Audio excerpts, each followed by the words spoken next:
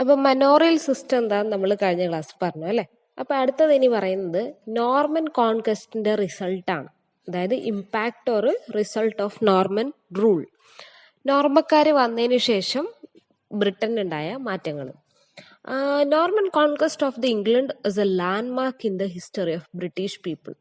ബ്രിട്ടീഷുകാരുടെ ചരിത്രത്തിൽ തന്നെ ഒരു നാഴികക്കല്ലാണ് എന്തെന്ന് പറയുന്നത് നോർമൻ കോൺക്വസ്റ്റ് എന്ന് പറയുന്നത്.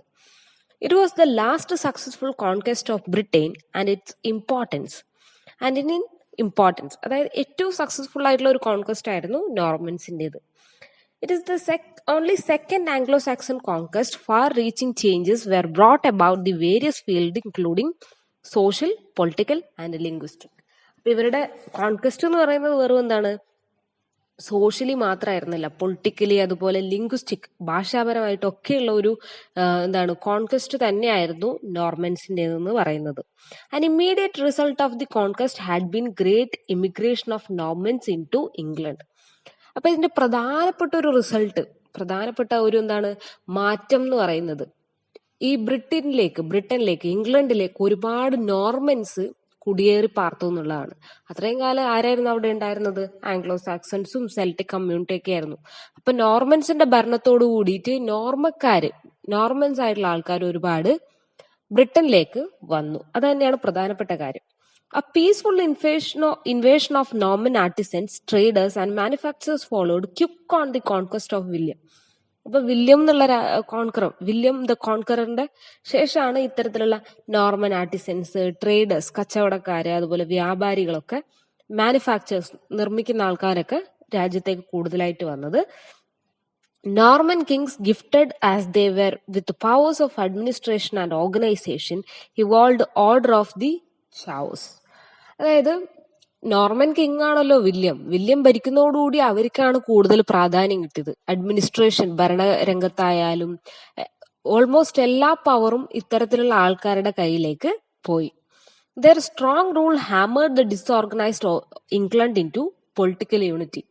അത്രയും കാലം വളരെ എന്താ പറയാ, ഒരു സെപ്പറേറ്റ് ഗ്രൂപ്പായിരുന്നു. ആംഗ്ലോ സാക്സന്റെ നമുക്കറിയാം അല്ലെ, വെസെക്സ്, സുസെക്സ്, നോർത്തുംബ്രിയ എന്നൊക്കെ പറഞ്ഞ് പല സെക്ഷൻസ് ആയിട്ടായിരുന്നു അവര് ജീവിച്ചിരുന്നത്.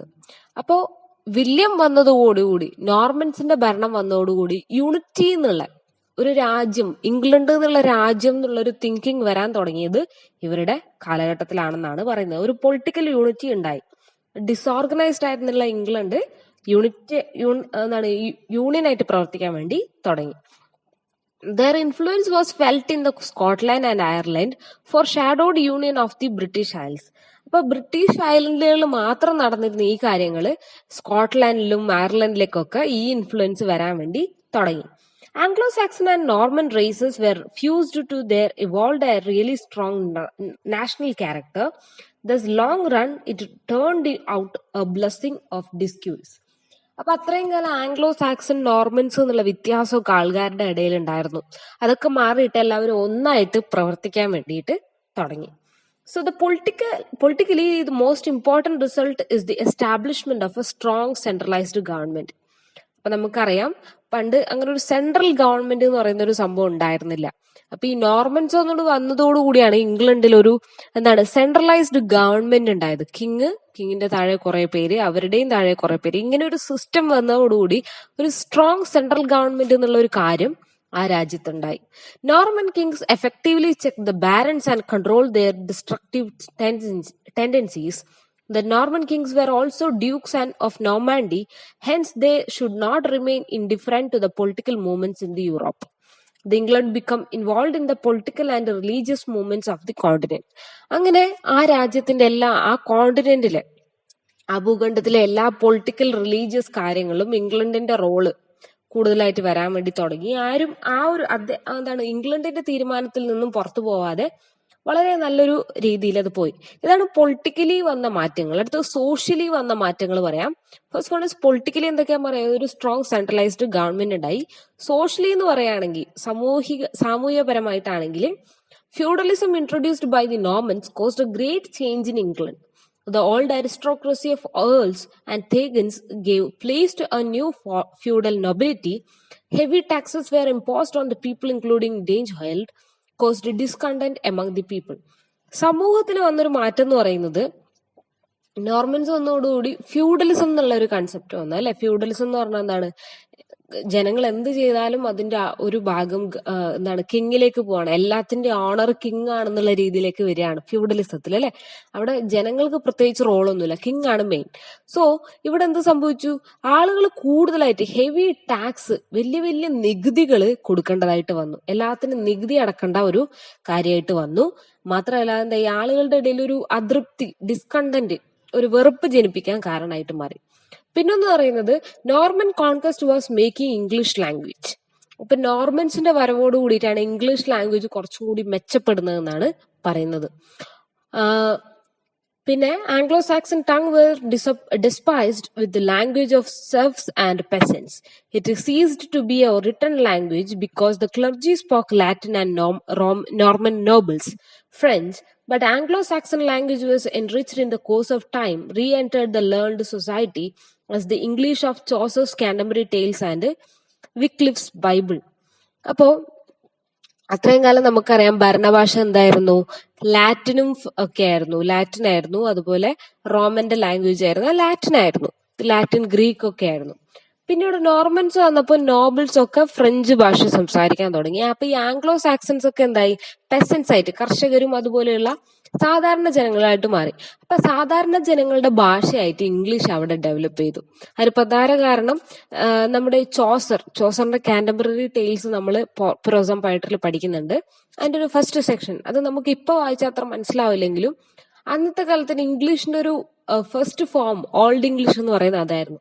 അതുപോലെ വൈക്ലിഫിന്റെ ബൈബിൾ, അന്നത്തെ അദ്ദേഹം ആ ലാംഗ്വേജിൽ എഴുതിയിട്ടുള്ള ബൈബിൾ ഒക്കെ ഇതിന് എക്സാമ്പിൾ ആണ്. ഇംഗ്ലീഷ് ലാംഗ്വേജിന്റെ തുടക്കമാണെന്ന് പറയാനുള്ളത്. Thus, the Norman conquest of Britain had far-reaching result in the various spheres of English life. Norman kings brought the peace and prosperity to the land. They accepted many of the Anglo-Saxon institutions and made them ever most efficient. The Norman conquest indeed a turning point in the history of England. അപ്പോൾ വെറുതെ ഒരു മാറ്റം അല്ല Norman's വന്നതോടുകൂടി ഉണ്ടായത്. ഒരു complete change ആയിരുന്നു. Socially, politically, economically, എല്ലാ തരത്തിലും, എല്ലാ സ്പിയേഴ്സ്, എല്ലാ തലങ്ങളിലും തൊട്ടുപോകുന്ന രീതിയിലുള്ള ഒരു ഡെവലപ്മെന്റ് ആയിരുന്നു ഈ നോർമൻ കോൺക്വസ്റ്റ് വഴി ഉണ്ടായത്. അടുത്ത് നമുക്ക് പറയേണ്ടത് ആൻജീവിയൻസിന്റെ അണ്ടറിലുള്ള ഭരണമാണ് പറയാനുള്ളത്. ഓക്കെ, നമുക്കത് പറയാം.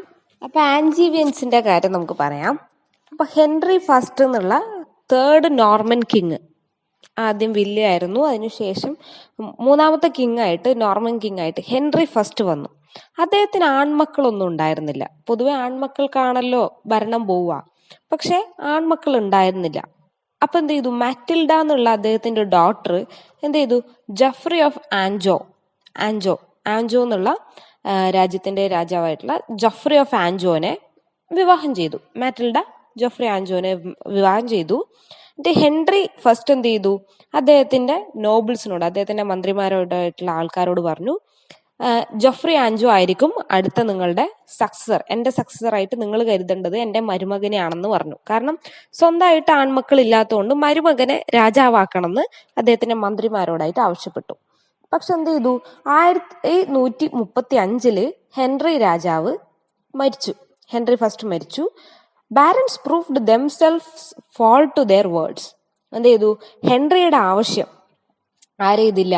ആരും അംഗീകരിച്ചില്ല. പകരം എന്തായി? ഹെൻറിയുടെ നെഫ്യൂ ആയിട്ടുള്ള സ്റ്റീഫൻ ബ്ലോയസിനെ കിങ് ആയിട്ട് പ്രഖ്യാപിച്ചു. അതായത് ശരിക്കും ആവേണ്ടത് ആരാ? ജഫ്രി ഓഫ് ആൻജോ ആണ്. അതായത് ഇദ്ദേഹത്തിന്റെ മകളുടെ ഭർത്താവ്, മരുമകനാണ് ആവേണ്ടത്. പകരം എന്ത് ചെയ്തു? ഹെൻറി മരിച്ചപ്പോ എല്ലാവരും കൂടിയിട്ട് ഹെൻറിയുടെ നെഫ്യൂ ആയിട്ടുള്ള സ്റ്റീഫൻ ഓഫ് ബ്ലോയ്സിനെ രാജാവാക്കി. അങ്ങനെ ഇതെന്ത് ചെയ്തു? വലിയൊരു പ്രശ്നമായിട്ട് മാറി. മാറ്റിൽഡ എന്ത് ചെയ്തു? തനിക്ക് രാജാധികാരം വേണം, കാരണം രാജാവിന്റെ മകളാണ് ഞാന്, എനിക്ക് ഭരണം വേണം എന്ന് പറഞ്ഞിട്ട് മാറ്റിൽഡ ഇതിനു വേണ്ടി വാദിക്കാൻ വേണ്ടി തുടങ്ങി. അങ്ങനെ അവിടെ സിവിൽ വാർ തന്നെ ഉണ്ടായി. സിവിൽ വാർ എന്ന് പറഞ്ഞാൽ ആഭ്യന്തര യുദ്ധം ഉണ്ടായി. 1153 ഒരു കോംപ്രമൈസിലൂടെയാണ് ഒരു കോംപ്രമൈസിലേക്ക് ഇത് വന്നു. 1135 ഹെൻറി ഫസ്റ്റ് മരിക്കുന്നത്. 1153 ആയപ്പോഴാണ് ഒരു കോംപ്രമൈസിലേക്ക് ഇത് വരുന്നത്. Stephen continued to rule, but Matilda's son Henry of Anjou became her heir. അതായത് ഇപ്പോ വേണമെങ്കിൽ സ്റ്റീഫൻ ഭരിക്കട്ടെ. സ്റ്റീഫൻ ആരാ? നെഫ്യൂ അല്ലെ, അതായത് മെറ്റിൽഡയുടെ അച്ഛന്റെ അനന്തരവൻ, അതായത് സഹോദരിയുടെ മകനാവാം, എന്താവാം, ഇപ്പൊ ഭരിക്കുന്ന ആള് തന്നെ ഭരിച്ചോട്ടെ. അടുത്തത് സ്റ്റീഫന്റെ കാലശേഷം മാറ്റിൽഡയുടെ മകൻ വേണം എന്ത് ചെയ്യാൻ, രാജാവാന്ന് പറഞ്ഞു. അങ്ങനെ ഒരു കോംപ്രമൈസ് വെച്ചു. ഇപ്പൊ സ്റ്റീഫൻ ഭരിക്കട്ടെ, സ്റ്റീഫന് ശേഷം എന്റെ മകൻ രാജാവണമെന്ന് മാറ്റിൽഡ പറഞ്ഞു. അങ്ങനെ ആ കോംപ്രമൈസിന് ശേഷം എന്ത് ചെയ്തു, 1154 പിറ്റേ വർഷം തന്നെ സ്റ്റീഫൻ മരിക്കുകയുണ്ടായി. അങ്ങനെ മറ്റിൽഡയുടെ സൺ എന്തായി, രാജാവായിട്ട് വന്നു. അദ്ദേഹത്തെയാണ് ഹെൻറി സെക്കൻഡ് എന്ന് പറയുന്നത്. As Henry the son of count of Anjou he called Angevin. അങ്ങനെ ആൻജോയുടെ മകനായതുകൊണ്ട് ഹെൻറി സെക്കൻഡിനെ ആൻജീവൻ എന്ന് വിളിച്ചു. ആൻജീവൻ കാരണം എന്താ, മറ്റിൽഡയുടെ ഭർത്താവിന്റെ പേര് എന്താണ്, ആൻജോ അല്ലെ. എന്താൻജോ ആണ്? ജഫ്രി ഓഫ് ആൻജോ ആണ്. ആൻജോയുടെ മകൻ Angevin, Henry second. Okay. Hence the line of kings beginning with Henry second came to known as Angevins. അങ്ങനെ ആ ഒരു കാലഘട്ടം, ഹെൻറി സെക്കൻഡിന്റെ കാലഘട്ടത്തെയാണ് എന്ത് പറയുന്നത്, ആൻജീവൻസ് എന്ന് പറയുന്നത്. So Angevin kings were also known by the name of Plantagenets. Plantagenets എന്നുള്ള ഒരു പേരും കൂടി ഈ ആൻജീവൻ കിങ്സിന് ഉണ്ട്. Matilda's husband Geoffrey of Anjou used to wear flowering shrub on his helmet. The broom plant in Latin was called Plantagenesa. Hence, this line of kings came to known as to the Plantagenet kings. അതായത് Joffrey of Anjo, അതായത് മാറ്റിൽഡയുടെ ഭർത്താവ് എന്ത് ചെയ്യുമായിരുന്നു, എപ്പോഴും ഒരു പൂവുള്ള ഒരു ചെടി തലയിൽ വെക്കുമായിരുന്നു. ഒരു തരം പൂവുള്ള നമ്മുടെ നെഹ്റു പൂവ് വെച്ചിരുന്ന പോലെ നമ്മുടെ ജോഫ്രി ഓഫ് ആൻജോയും ഒരു പൂവ് ഇങ്ങനെ തലയുടെ അദ്ദേഹത്തിന്റെ കിരീടത്തിൽ വെച്ചിരുന്നു. അപ്പോ അതുകൊണ്ടാണ് ആ ഗ്രൂപ്പിനെ മൊത്തം എന്ത് വിളിക്കുന്നത്, പ്ലാന്റാജെനസ് കിങ്സ് എന്ന് വിളിക്കുന്നത്, പ്ലാന്റാജെനറ്റ് കിങ്സ് എന്ന് വിളിക്കുന്നത്. ഓക്കെ. അങ്ങനെ Plantagenets ruled over king for 245 years in unbroken succession. അങ്ങനെ 245 വർഷത്തോളം ഇവര് ഭരിച്ചിട്ടുണ്ട്, ആൻജീവിയൻ കിങ്സ് ഭരിച്ചിട്ടുണ്ടെന്നാണ് പറയുന്നത്. മാത്രമല്ല, the notable establishment of the parliament, evolution of systematic code of laws, rise of universities and the development of English language which replaced French as the official language of the country. അപ്പൊ ഇദ്ദേഹത്തിന്റെ ഈ ഒരു പീരിയഡിലാണ് ഏറ്റവും കൂടുതൽ മാറ്റങ്ങൾ ഉണ്ടായിട്ടുള്ളത്. Universities സ്ഥാപിക്കുക, നിയമങ്ങൾ കൊണ്ടുവരിക, ഇങ്ങനെയുള്ള ഒരുപാട് കാര്യങ്ങൾ ഈ ആൻജീവിയൻ കിങ്സിന്റെ പീരിയഡിലാണ് സംഭവിക്കുന്നത്. ഓക്കെ. ഇനി ഹെൻറി സെക്കൻഡും ആന്റി ഫ്യൂഡൽ മെഷേഴ്സും ആണ് പറയാനുള്ളത്. ഹെൻറി സെക്കൻഡ് രാജാവായി. ആരാണ് ഹെൻറി സെക്കൻഡ്? ജഫ്രി ഓഫ് ആൻജോന്റെ സണ്ണാണ് അല്ലെ, മെറ്റിൽഡയുടെ സണ്ണാണ്. മെറ്റിൽഡ ആരാണ്? ഹെൻറി ഫസ്റ്റിന്റെ മകളാണ്. Okay. During the reign of king Stephen and the barons became independent of royal control. The king was almost A puppet of in there hands. അപ്പോ ഈ Henry സെക്കൻഡിന് മുമ്പ് ആരായിരുന്നു? Stephen ആയിരുന്നു അല്ലെ, Henry ഫസ്റ്റിന്റെ nephew. ശരിക്കും അദ്ദേഹം ഒരു ഇൻഡിപെൻഡന്റ് റോളൊന്നും ഉണ്ടായിരുന്നില്ല ഭരണത്തില്. കാരണം എല്ലാവരും ബാക്കിയുള്ളവരുടെ താളത്തിനൊത്ത് തുള്ളുന്ന ഒരു പാവ പോലെയായിരുന്നു സ്റ്റീഫൻ ഉണ്ടായിരുന്നത്. Barons as well as clergy enjoy too much freedom. They could successfully call in the question of the authority of the king. അതായത് രാജാവിനേക്കാൾ അധികാരം ഈ നോബിൾസിന് ഉണ്ടായിരുന്നു. നോബിൾസ് എന്ന് പറഞ്ഞാൽ ആരാണ്? പുരോഹിതർക്ക്. രാജാവിനേക്കാളും അധികാരം രാജാവിനെ സഹായിച്ചുകൊണ്ടിരുന്ന ആൾക്കാർക്ക് ആ കാലഘട്ടത്തിൽ ഉണ്ടായിരുന്നു, സ്റ്റീഫന്റെ കാലഘട്ടത്തിൽ ഉണ്ടായിരുന്നു എന്നാണ് പറയുന്നത്. അതുകൊണ്ട് തന്നെ രാജാവിനെ പോലും ക്വസ്റ്റ്യൻ ചെയ്യുന്ന രീതിയിൽ സ്റ്റീഫന്റെ ഭരണകാലം പോയിരുന്നു. ഓക്കെ. സോ ഹെൻറി സെക്കൻഡ് വന്നതോടുകൂടി ഇതിനൊക്കെ ഒരു റിവേഴ്സ് ആക്ഷൻ തന്നെ ഉണ്ടായി. ഈ പറഞ്ഞ കാര്യങ്ങളൊക്കെ മാറാൻ വേണ്ടി തുടങ്ങി. സ്റ്റീഫൻ പോയതോടുകൂടി ഹെൻറി സെക്കൻഡ് ആണ് രാജാവുന്നത്. അദ്ദേഹത്തിന്റെ കാലഘട്ടങ്ങളിൽ ഇതൊന്നും നടന്നില്ല. His aim was to make himself supreme all over the classes of the people including lords and the clergy. അപ്പൊ ഹെൻറി സെക്കൻഡിന്റെ പ്രധാന ലക്ഷ്യം എന്തായിരുന്നു എന്ന് വെച്ച് കഴിഞ്ഞാല്, അത്രയും കാലഘട്ടം എങ്ങനെയാ ഉണ്ടായിരുന്നത്? രാജാവ് വെറും ഒരു കളിപ്പാവ പോലെ ബാക്കിയുള്ളവരെല്ലാം ഭരിക്കുന്നത്. ആ സിസ്റ്റം മാറിയിട്ട് എല്ലാ തരത്തിലുള്ള ആൾക്കാരുടെ രാജ്യത്തിന്റെ എല്ലാ ഉത്തരവാദിത്തം എന്റെ കയ്യിലായിരിക്കണം എന്നുള്ള രീതിയിലായിരുന്നു. അതായത് ലോർഡ്സ്, ക്ലർജി അങ്ങനെയൊന്നുമില്ല, എല്ലാവരും രാജാവിന്റെ അണ്ടറിൽ വരുന്ന രീതിയിലായിരുന്നു അദ്ദേഹത്തിന് താല്പര്യം. So both these classes, especially feud and barons, were oppressing the people. Especially ഈ പാവപ്പെട്ട ജനങ്ങളെ ഒപ്രസ് ചെയ്യുന്ന ഈ നമ്മുടെ ഫ്യൂഡൽ ബാരൻസ് ഒക്കെ ഇല്ലാണ്ടാക്കുക എന്നായിരുന്നു ഇദ്ദേഹത്തിന്റെ താല്പര്യം. So usually in the reigning of weak kings, feudal lords became more or less supreme in their provinces. The country knew no peace within the barons were supreme. അപ്പൊ സ്റ്റീഫന്റെ കാലഘട്ടത്തിൽ ആരായിരുന്നു? ഈ പ്രഭുക്കന്മാര്, ജന്മിമാർക്കായിരുന്നു കൂടുതൽ അധികാരം. അപ്പൊ അവരുടെ ഇഷ്ടത്തിന് എല്ലാം നടന്നിരുന്നു. സ്റ്റീഫൻ ഒരു നല്ല ഭരണാധികാരി ആയിരുന്നില്ല, അതുകൊണ്ടാണ് ഇങ്ങനെയൊക്കെ സംഭവിച്ചത്.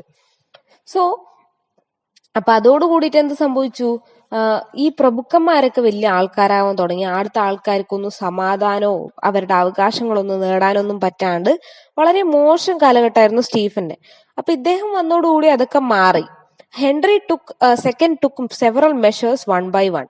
അപ്പൊ അദ്ദേഹം ഒരുപാട് മാറ്റം കൊണ്ടുവരാൻ വേണ്ടി ഒരുപാട് കാര്യങ്ങൾ ചെയ്തു. അതിൽ പ്രധാനപ്പെട്ട ഒന്നാണ് the crown lands which his predecessor King Stephen had given to his favorites. Henry then forbade the barons for they issue their own money. Many feudal castles built unlawfully were demolished and royal castles in baronial hands were received back. അതായത് Stephen എന്ത് ചെയ്തിരുന്നു? തനിക്ക് ഇഷ്ടപ്പെട്ടവർക്കൊക്കെ ഭൂമിയൊക്കെ തന്റെ ഇഷ്ടത്തിന് കൊടുത്തിരുന്നു. അവിടെ എന്ത് ചെയ്തിരുന്നു?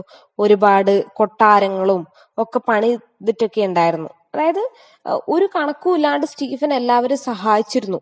തന്നെ പ്രോത്സാഹിപ്പിക്കുന്ന തന്നെ പറ്റിക്കുന്നവർക്കൊന്നും അറിയാണ്ട് എല്ലാത്തിനും നിന്നു കൊടുത്തിരുന്നു സ്റ്റീഫൻ. അപ്പോ ഹെൻറി സെക്കൻഡ് വന്നതോടുകൂടി അതൊക്കെ ഇല്ലാണ്ടാക്കി.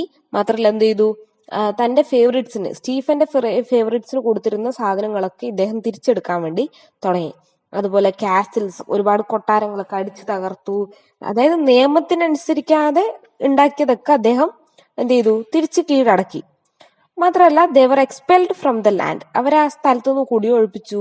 മാത്രമല്ല Henry advised by his chief minister Theobald and archbishop of Canterbury. അതുപോലെ വേറൊന്നെന്ന് വെച്ച് കഴിഞ്ഞാല് Henry also took precautionary measures to prevent future troubles. അപ്പൊ ഹെൻറിക്ക് അറിയായിരുന്നു നാളെ എന്തെങ്കിലും ഒരു പ്രശ്നം വന്നു കഴിഞ്ഞാൽ എല്ലാവരും ഇദ്ദേഹത്തെ ഒറ്റപ്പെടുത്തും എന്നുള്ളത്. അപ്പൊ എന്ത് ചെയ്തു? ഫ്യൂച്ചറിൽ ഉണ്ടാവാൻ പോകുന്ന പ്രശ്നങ്ങൾക്ക് ഓൾറെഡി മുൻകരുതലായിട്ട് അദ്ദേഹം ഒരുപാട് കാര്യങ്ങൾ ചെയ്തിരുന്നു. അതിൽ പ്രധാനമാണ് in order to maintain royal authority he strengthened his army and law codes. അദ്ദേഹം ആദ്യം എന്താ ചെയ്തത്? അദ്ദേഹത്തിന്റെ ആർമി കുറച്ചും കൂടി സ്ട്രോങ് ആക്കി. മാത്രമല്ല നിയമങ്ങൾ, കോടതികളൊക്കെ കുറച്ചും കൂടി സ്ട്രോങ് ആക്കി, ഇദ്ദേഹത്തിന്റെ അണ്ടറിൽ വരുന്ന പോലെ ആക്കി. The feudal vassals of the king were bound to serve him only for the 40 days in a year. അതുപോലെ ഈ ഫ്യൂഡൽ പ്രഭുക്കന്മാര് ഒരു വർഷത്തിൽ 40 ദിവസം ഇദ്ദേഹത്തിന് വേണ്ടി പണിയെടുക്കണം എന്നുള്ള ഒരു നിയമം കൂടി വന്നു. So king had really more hired soldiers. ഒരുപാട് സോൾജേഴ്സിന് ഇദ്ദേഹത്തിന് വേണ്ടി സെറ്റപ്പ് ചെയ്തു. He exacted the tax called cutage from the every baron instead of his personal service. അദ്ദേഹം അതുപോലെ ഒരു സ്ക്യൂ ടാക്സ് എന്ന് പറയുന്ന ടാക്സ് ഒക്കെ പിരിക്കാൻ വേണ്ടി തുടങ്ങി. അതുപോലെ ഈ മണി കൊണ്ട് എന്ത് ചെയ്തു? സോൾജേഴ്സിന് വേണ്ടിയുള്ള കാര്യങ്ങളൊക്കെ ചെയ്തു കൊടുത്തു. Thus the king came to have a better army and the barons became weakened and they had no opportunity to exercise their martial talents. അപ്പോ എന്ത് ചെയ്തു? ആർമി കുറച്ചും കൂടി സ്ട്രോങ് ആയി. അതോടുകൂടി ബാക്കിയെല്ലാം തന്നെ മാറാൻ തുടങ്ങി. സോ അതുപോലെ ഫ്യൂഡലിസം ഇല്ലാണ്ടാവാൻ തുടങ്ങി. മനസ്സിലായല്ലോ? ഇദ്ദേഹത്തിന്റെ ഓരോ നടപടികളിലോടുകൂടി അവിടെ ഫ്യൂഡലിസം ഇല്ലാണ്ടാവാൻ തുടങ്ങി. അപ്പൊ ഫ്യൂഡലിസം ഇല്ലാവാനുള്ള പ്രധാന കാരണം എന്ന് പറയുന്നത് ഇദ്ദേഹത്തിന്റെ കോടതികളും നിയമങ്ങളും ആർമീസിനൊക്കെ സ്ട്രോങ് ആക്കി. മാത്രമല്ല നോബിൾസിന് കൊടുത്തിരുന്ന, ഫ്രീ ആയി കൊടുത്തിരുന്ന, അവർക്ക് കൊടുത്തിരുന്ന പ്രത്യേക അധികാരങ്ങളൊക്കെ ഇല്ലാതാക്കുന്നതോട് കൂടിയിട്ടാണ് ഇത് ഇല്ലാണ്ടാവുന്നത്. Henry's laws were meant to curtail judicial power of barons to further royal authority. Henry often styled of his father of English jury system. His reign initiated the rule of law in England. അപ്പൊ ഇദ്ദേഹത്തിന്റെ കാലഘട്ടത്തിലാണ് എന്ത് ചെയ്യുന്നത്? Rule of law, നിയമം എന്നുള്ള കാര്യം തന്നെ വരുന്നത് ഇദ്ദേഹത്തിന്റെ കാലഘട്ടത്തിലാണ്. ഓക്കെ, ഇതാണ് പ്രധാനമായിട്ട് ഇതിൽ പറയാനുള്ളത്. ഓക്കെ, അടുത്ത വീഡിയോയിൽ നമുക്ക് quarrel between church and state പറയാം. എന്താണ് ഗവൺമെന്റും അതുപോലെ ക്ലർജീസ്, നമ്മൾ കാന്റംബററി ടെയിൽസ് വരുന്നത് ഇവിടെയാണ് പ്രധാനമായിട്ട്. ഈ ചർച്ചും സ്റ്റേറ്റും തമ്മിലുള്ള, കിങ്ങും അതുപോലെ നോബിൾസും തമ്മിലുള്ള തർക്കമാണ് അടുത്ത് പറയാൻ പോകുന്നത്. Okay, thank you.